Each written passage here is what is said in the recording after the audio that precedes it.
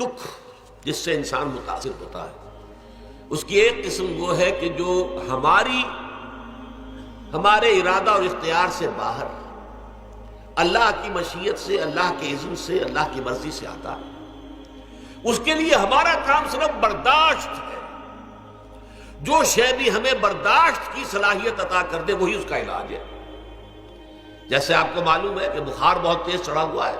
اس کی دوا نہیں ہے اسپرین یا کوئی اور پیراسیٹامول، بخار کی شدت کو کم کر دے، وہ کوئی علاج نہیں ہے۔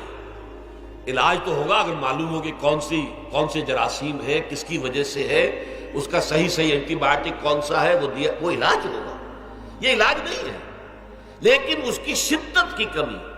اور اس کے اندر جو احساس ہے جھیل جانے کا، وہ انسان کے لیے آسان ہو جاتا ہے۔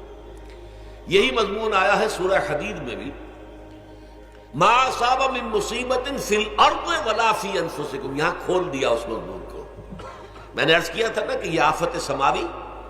بڑے پیمانے پر بھی ہو سکتی ہے، زمین میں یعنی زلزلہ آ گیا، فلڈ آ گیا، طوفان آ گیا، ولا فی انفسکم، خاص تمہاری جان میں، تمہیں بخار ہو گیا، تمہیں ٹی وی لگ گئی، تمہیں کوئی اور بیماری آ گئی، تمہیں کینسر ہو گیا، معاذ اللہ ہوتا ہے، آخر ہوتا ہے، دنیا میں انسانی زندگی کے ساتھ یہ ساری چیزیں لگی ہوئی ہیں۔ لیکن یہ چیزیں ما اصاب من مصیبت فی الارض ولا فی انفسکم، نہیں پڑتی تم پر کوئی پڑنے والی کوئی مصیبت، کوئی تکلیف، نہ پوری زمین میں بڑے پیمانے پر، نہ تمہاری جانوں میں انفرادی سطح پر، الا فی کتاب من قبل ان نبراها، مگر یہ کہ وہ تو ایک کتاب میں، کتاب اللہ کے علم کی کتاب، ام الکتاب، اس میں پہلے سے درج موجود ہے۔ یہ الٹپ نہیں ہو گیا، یہ اچانک نہیں ہو گیا۔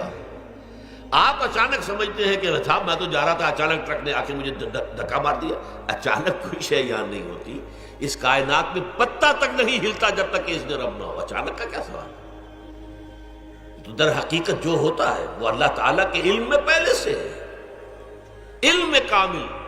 ما کان وما یکون، جو کچھ ہوا جو کچھ ہوگا، مستقبل، ماضی، کل کا کل آنے واحد میں اللہ کے علم میں موجود ہے۔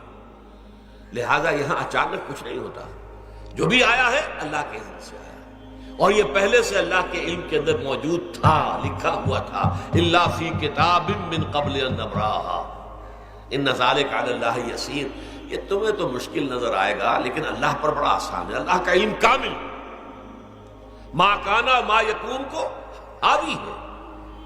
لکہ لا تاسوا علی ما فاتکم، تاکہ تم افسوس نہ کیا کرو ان چیزوں پر جو تم سے چھوٹ جائیں، جاتی رہیں، چھن جائیں۔ کوئی موقع تھا ہاتھ سے نکل گیا، کوئی دولت تھی اس پر ڈاکہ پڑ گیا، کوئی اور مصیبت ہے وہ آ گئی، کوئی عزیز فوت ہو گیا، اکلوتا بیٹا تھا فوت ہو گیا، وغیرہ وغیرہ۔ ما فاتکم، فات سے ہی فوتیدگی ہے نا، جو شے بھی نکل جائے، چلی جائے، ہاتھ سے جاتی رہے، چاہے وہ کوئی آپ کا عزیز تھا جو فوت ہو گیا تو آپ کے ہاتھ سے نکل گیا، یا کوئی مال تھا جو آپ کے قبضے سے نکل گیا، ڈاکہ پڑ گیا، چوری ہو گئی، نقصان ہو گیا کاروبار میں بہت بڑا،